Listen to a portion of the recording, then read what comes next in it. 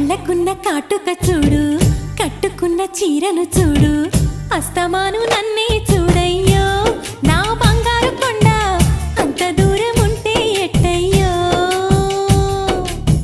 చెవులకున్న దుద్దులు చూసా, ముక్కుకున్న ముక్కెర చూసా, చూడమన్నవన్నీ చూశానే. నా పువ్వుల దండ చూపకుండా ఎన్నో దాచావే.